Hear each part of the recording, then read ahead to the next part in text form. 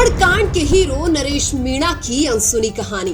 राजस्थान के 12 जिले में जन्मे नरेश मीणा एक साधारण परिवार में जन्म लेकर जनता के पसंदीदा युवा नेता बन गए हैं। नरेश मीणा का जन्म भले ही एक गरीब परिवार में हुआ हो, लेकिन उनकी सोच हमेशा बड़ी रही है। लड़ाकू स्वभाव के नरेश मीणा हमेशा ही गरीबों के साथ हो रहे अत्याचार के खिलाफ आवाज उठाते हैं। स्कूल और कॉलेज में नरेश मीणा ने छात्र राजनीति शुरू की थी और नरेश हमेशा अपने दोस्तों की मदद के लिए आगे रहते थे। अपनी मेहनत और साथियों के दम पर नरेश मीणा 2003 में राजस्थान यूनिवर्सिटी के महासचिव बन गए थे। नरेश मीणा ने किसानों की समस्याओं को देखा और लड़ाई शुरू की और सड़कों पर प्रदर्शन कर किसानों की बात सरकार तक पहुंचाई। शुरुआत में नरेश मीणा ने वसुंधरा राजे का समर्थन किया था। वो बीजेपी की पूर्व मुख्यमंत्री को अच्छा मानते थे। हालांकि कुछ समय बाद नरेश मीणा ने वसुंधरा राजे का साथ छोड़ दिया था। नरेश मीणा ने वसुंधरा को छोड़कर किरोड़ी लाल मीणा का साथ चुना था, लेकिन यह फैसला भी बाद में उनके लिए मुश्किल बन गया। नरेश मीणा ने किरोड़ी लाल का साथ छोड़कर कांग्रेस पार्टी ज्वाइन की और नई शुरुआत के साथ कांग्रेस में बड़े सपने देखे।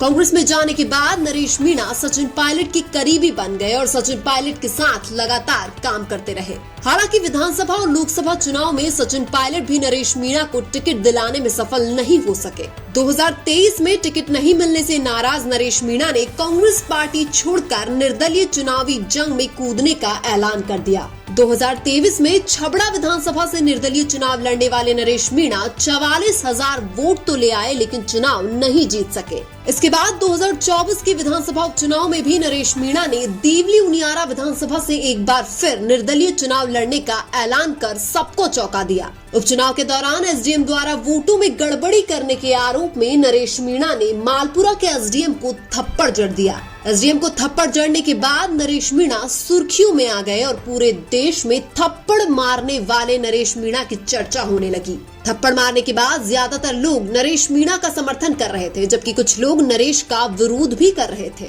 नरेश मीणा का समर्थन लोग इसलिए कर रहे थे कि उन्होंने गड़बड़ी करने वाले इतने बड़े अधिकारी को थप्पड़ मार दिया। मालपुरा के एसडीएम अमित चौधरी द्वारा आम जनता को धमकाते हुए कुछ वीडियो वायरल होने के बाद नरेश मीणा के समर्थन में और भी ज्यादा लोग आ गए। हालांकि कुछ लोग नरेश मीणा के विरोध में थे, क्योंकि उन्होंने चुनाव में ड्यूटी कर रहे एसडीएम को थप्पड़ मारा था। यहाँ पर कानून को हाथ में लेने वाले नरेश मीणा भी गलत थे और जबरदस्ती 3 वोट डलवाने वाले एसडीएम भी गलत थे।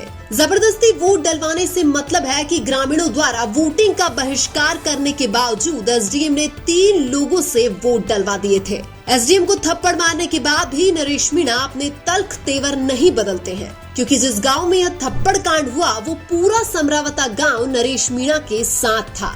इसके बाद रात को पुलिस प्रशासन ने ग्रामीणों पर लाठीचार्ज किया और आंसू गैस के गोले भी दागे थे, जिसके बाद नरेश मीणा और समरावता गांव का हर कोई समर्थन करने लग गया था। हालांकि थप्पड़ कांड के दूसरे दिन पुलिस ने नरेश मीणा को गिरफ्तार कर लिया था। गिरफ्तार होने के बाद नरेश मीणा के समर्थकों ने नारेबाजी की और कई जगह सड़कें जाम कर दी थी। नरेश मीणा के समर्थक उनको कलयुग का भगत सिंह नाम देकर सम्मान बढ़ा रहे हैं। नरेश मीणा कांग्रेस और भाजपा दोनों पार्टियों से भिड़ गए, लेकिन नरेश मीणा के तेवर कभी भी कम नहीं हुए। वर्तमान में कांग्रेस और भाजपा दोनों पार्टियों के लिए नरेश मीणा दुश्मन बने हुए हैं। हालांकि नरेश मीणा एक संघर्षशील युवा नेता हैं, जिन्होंने कई नेताओं और कई पार्टियों के साथ जुड़ने की कोशिश की, लेकिन सबने उनके साथ धोखा कर दिया। नरेश मीणा ने अपने जीवन में खूब संघर्ष किया है और गरीबों का भी खूब साथ दिया है। हालांकि नरेश मीणा का गुस्से वाला स्वभाव शायद उनके राजनीतिक जीवन के लिए अच्छा नहीं है। हालांकि नरेश मीणा कभी भी विधायक या सांसद नहीं बने, लेकिन आज भी उनकी फैन फॉलोइंग किसी मंत्री विधायक से कम नहीं है।